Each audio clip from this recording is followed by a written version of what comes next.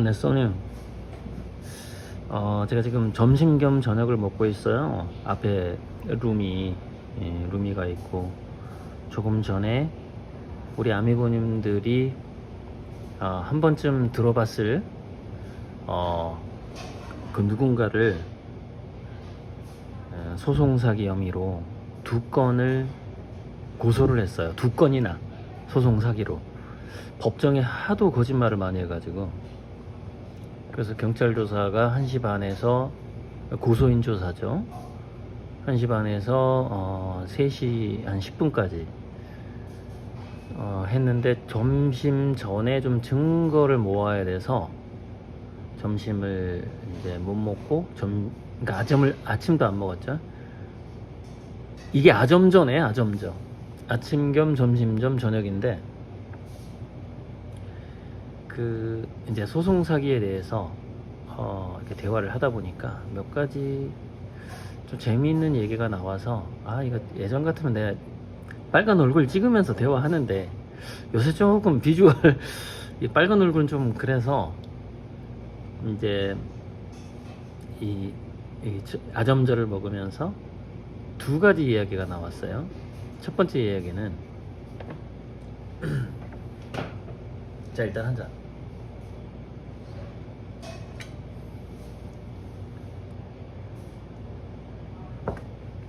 교수평가제 도입에 대한 얘기였는데, 이제 우리나라에 아마 1996년쯤에 교수평가제가 도입이 돼요. 근데 교수평가제 도입 전까지 이 대한민국 미술대학 교수의 그 권위라는 것은 참 어마어마했거든요. 그래서 학생들 이건 제가 직접 경험한 겁니다. 그 산정 서세혁 선생님이 저희 대학교 1학년 때 이제 은퇴를 6개월 앞둔 상황이었는데, 선배들한테 다 얘기 들었어요. 산정 선생님은 우리가 미대 수업은 보통 한 4시간씩이에요. 수업 딱 열리면 출석을 일단 첫째 안 부른다. 수수 체크를 하지 않는다. 한 2시간, 3시간쯤 지나서 조교가 이제 선생님 모시고 들어와요. 그러면서 실기실 한 바퀴 쭉 둘러봐요.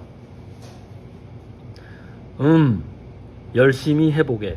자, 열심히 해보게. 딱 7자예요. 딱 7 글자에 딱 한마디만 하고 나가십니다. 이게 수업의 전부였어요.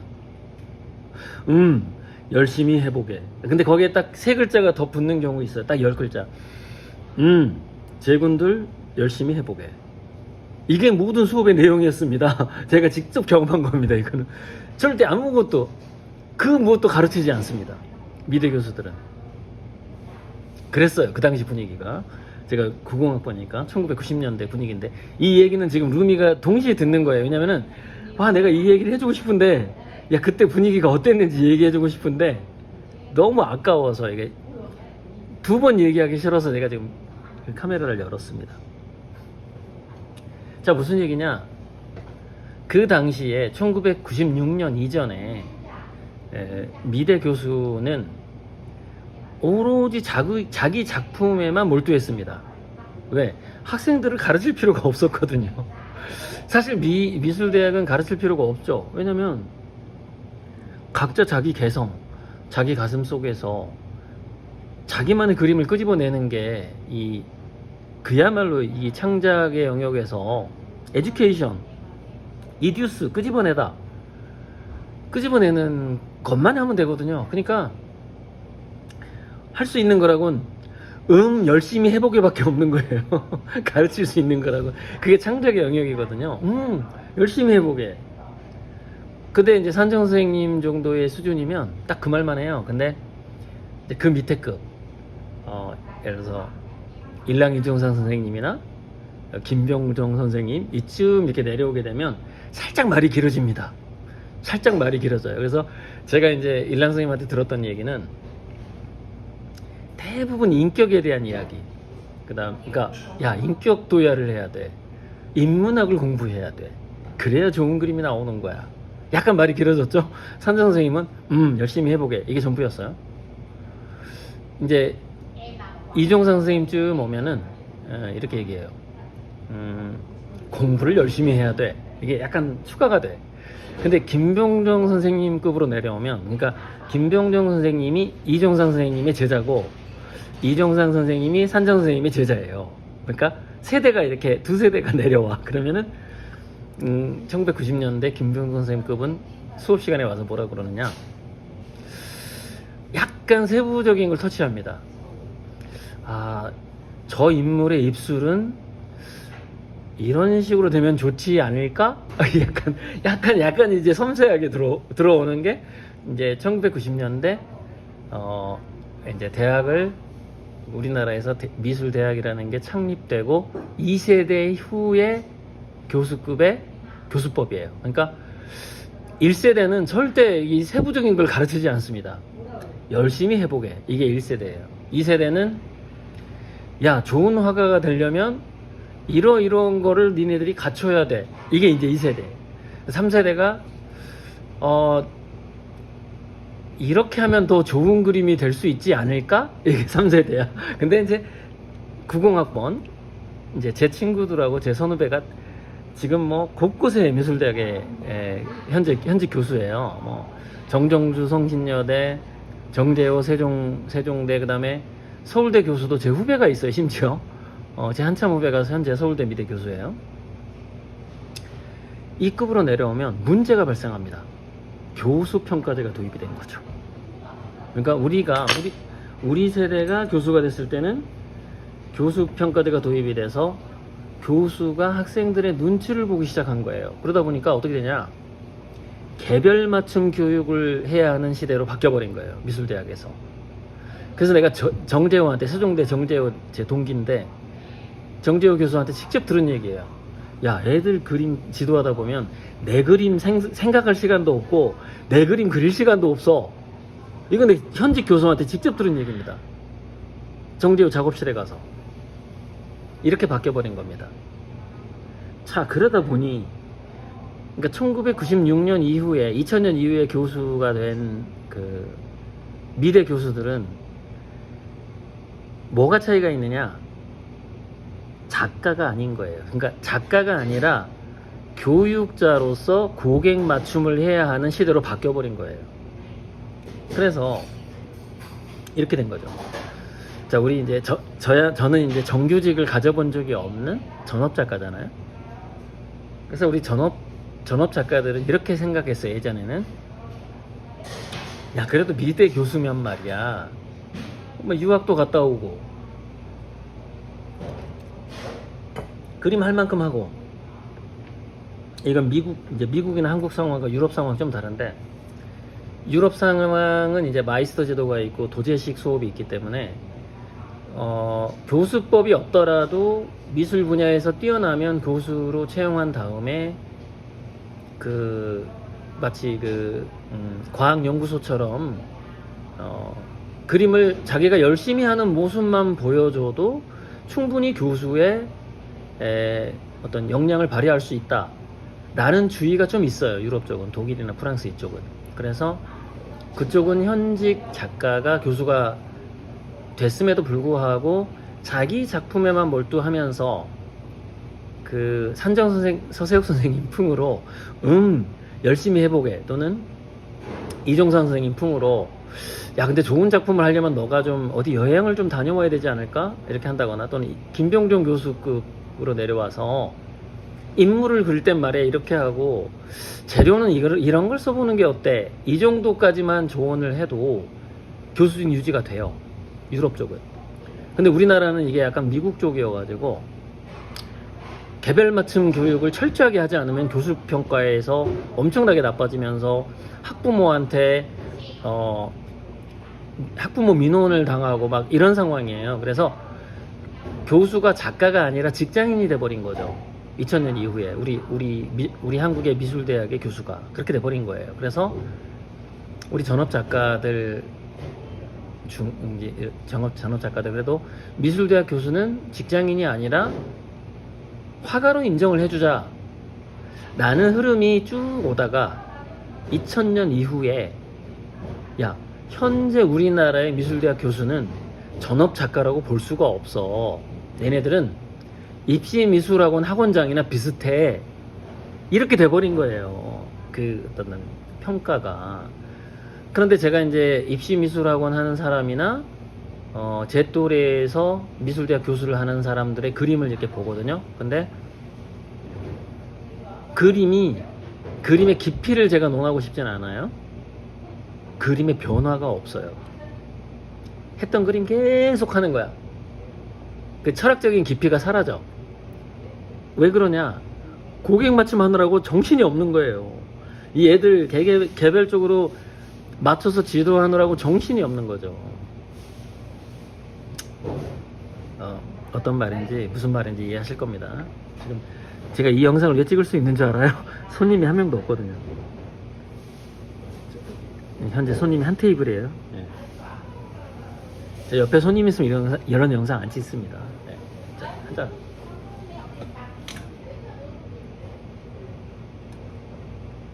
그래서 제가 이제 그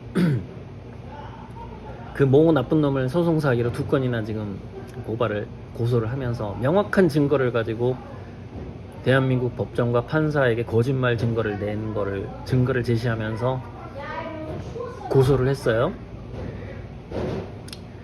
명확한 증거가 없으면 경찰이 아예 안 받아주죠, 고소를. 그러면서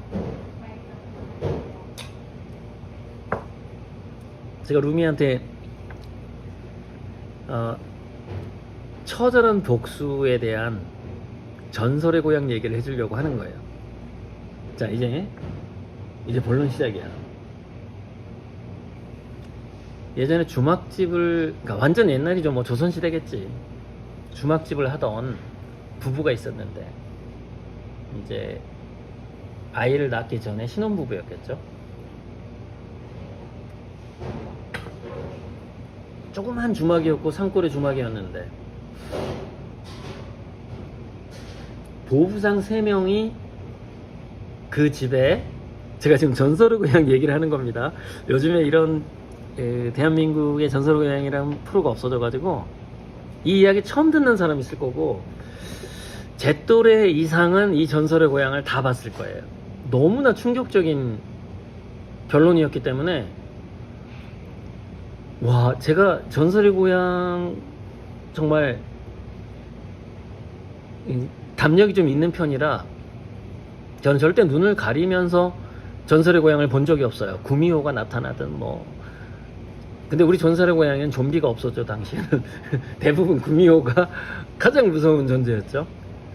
구미호하고 내 다리 내 나라, 이게 정말 무서웠죠. 그러니까 시체에 그 발을 잘라가지고 가져왔는데 그게 이제 동삼이었는데, 큰 삼이었는데 갑자기 시체가 살아나더니 내 다리 내 나라, 이거 엄청나게 무서웠거든요. 근데 아무리 무서웠어도 저는 그 표정에서 겁을 내는 스타일이 아니었습니다. 어렸을 때부터 그대로 그냥 직시하는 스타일이었는데, 근데 그 내 다리 내 나라 무서웠고, 그 다음에 예쁜 여자가 구미호로 이렇게 변해가는 영상이 있었는데, 옛날에는 CG가 없었기 때문에 화면을 분장을 바꿔가면서 이렇게 연결해서 이어붙였어요. 옛날에는 연결해서 이어붙이는 표시가 딱 나는데, 그때 아주 예쁜 그 배우가 있었는데 그 배우가 구미호로 자주 나왔었어. 한혜진이었나?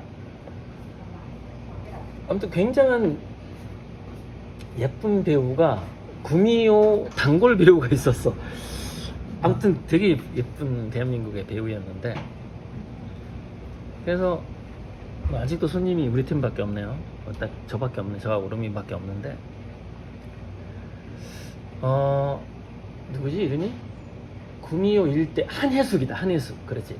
내가 봤던 구미호가 한혜숙이야. 한혜숙 구미호를 자주 봤어. 한혜숙이 자주 나오는 구미호는 정말 무서워.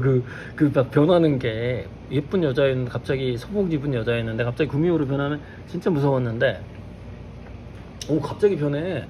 예뻤다가 갑자기 변하는데, 그거하고 내 다리 내 나라 정말 무서웠어요. 그런데 그 전설의 고향에서 가장 처절한 복수의 그 내용이 하나 나오는데, 그거는 그 결말이 이게 정말 사실이었을까 싶을 정도로 엄청난 그 복수에 대한 내용이 나옵니다. 그래서 그 주막을 하던 젊은 부부가 그 보부상이 이제 물건을 다 팔고 현찰을 두둑히 챙겨서 주막에 3명이 잠을 자는데 그 주머니에 그 보찜 속에 현찰을 봤네 그 젊은 부부가. 그래서 젊은 부부가 3명 다 현찰이 두둑해 보찜에. 손님 오니까 빨리 끝내야 되겠다. 자, 두둑해. 그래갖고 그거를 3명을 잠잘 때 죽여가지고 그 돈 현찰을 뺏어서 엄청나게 큰 대궐을 짓고 이제 양반집 어떤 그런 것처럼 떵떵거리며 사는 거예요. 그래가지고 이제 등남을 했던가 해가지고 삼형제를 낳아요. 삼형제 아니면 새쌍둥이를 낳아요. 나 정확히 기억 안 나. 남자 3명을 낳아요. 애로. 근데 얘네들이 어렸을 때부터 엄청나게 똑똑한 거야, 또 애들이. 뭐 양반은 족보를 샀는지 어쨌는지 모르겠지만 아무튼 양반가로 이렇게 살고 이 삼형제가 한날 한시에 과거 시험을 봅니다.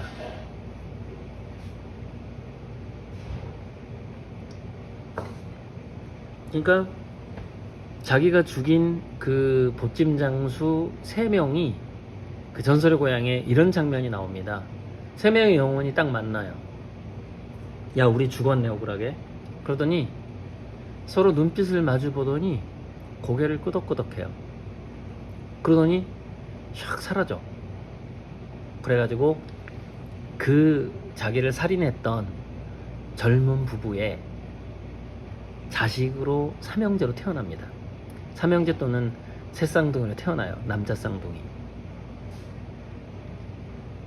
그래가지고 부모한테 엄청 부모를 기쁘게 해주고 똑똑하고 그냥 엄청난 효자에다가.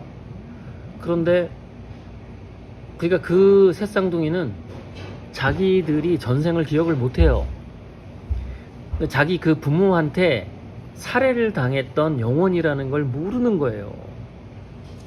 참 이게 전생 윤회의 엄청난 비밀인데, 레트의 강을 건넌다 그래요. 망각의 강을 건너서 자기 전생을 기억 못하게 하는 것이 현생을 충분하게 경험할 수 있게 만드는 하나의 법칙이기 때문에 열심히 효도를 하고 공부 열심히 하고 해가지고 과거급제를 3명이 동시에 과거급제를 합니다. 같은 날 같은 시험에.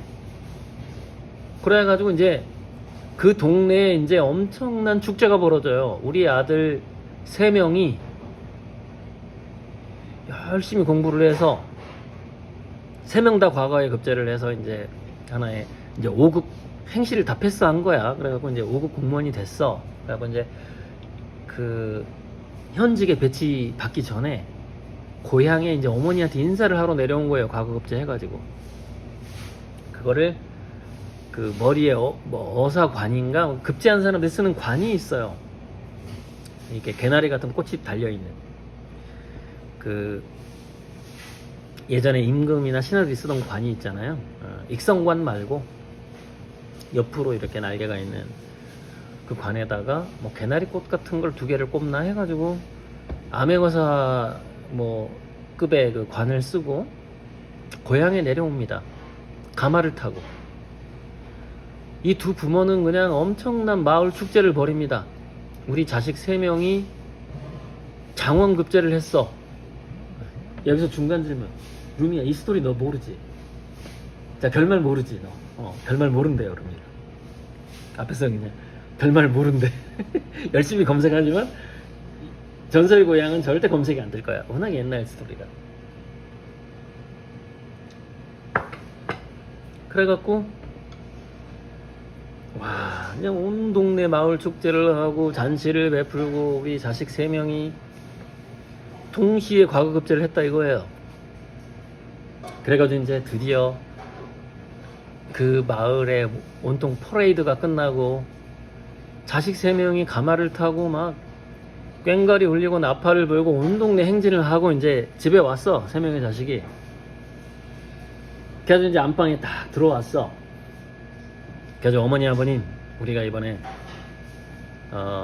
세 명이 다 문과에 급제를 해서 5급 공무원이 됐습니다. 그러면 이제 세 명이 절을 하는 거예요. 두 부부를 앉혀놓고. 그래가지고 딱 앉아가지고 다소곳하게 너무 부모님 우리를 잘 키워주셔서 감사합니다 하고 절을 딱 했는데, 고개를 숙인 지 3초가 지나도 5초가 지나도 10초가 지나도 고개를 들지 않는 거예요. 이 세 아들이 과거급제까지 해가지고 왔는데 고개를 들지를 않아. 얘들아 이제 그만 됐다. 이제 고개를 들라. 고개를 들어라. 이제 우리랑 대화를 나누고 부모님이랑 대화를 나누고 음식을 먹어야지. 고개를 들지 않는 거예요. 그래서 엄마 아빠가 야 너 왜 고개를 안 들어 하고 그 세 자녀의 그 형제의 몸을 딱 드니까 그대로 옆으로 세 명 다 쓰러지는 거예요. 입에서 피를 흘리면서 급사를 한 거예요. 과거급제를 셋 다 한 다음에 부모님한테 절한 상태로 심장마비로 사망을 한 겁니다. 이게 정말 저는 그 결말이 너무 인상적이어가지고 우와 이렇게 잔인한 복수가 있을 수 있나 그런 생각이 정말 들었어요. 근데 지금 생각해봐도 정말 소름 끼치는 복수예요. 왜냐면은 20년 30년 동안 자기 부모의 잘난 아들로 태어나가지고 계속 효도를 하고 계속 막 전교 1등을 한 거야. 그래갖고 명문대 합격해가지고 행시 패스 40 패스 외문고까지 다 패스한 거야. 세 명이 다 동시에. 그래서 축하 파티를 동네에서 한 다음에 자기 부모님한테 절하는 순간에 세 명 다 급사한 거예요.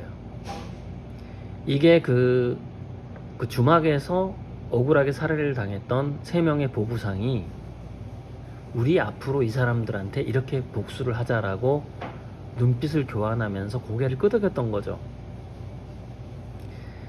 야, 문제는 이런 복수의 스토리가 전설로 내려온다라는 게 정말 얼마나 그런 어떤 처절한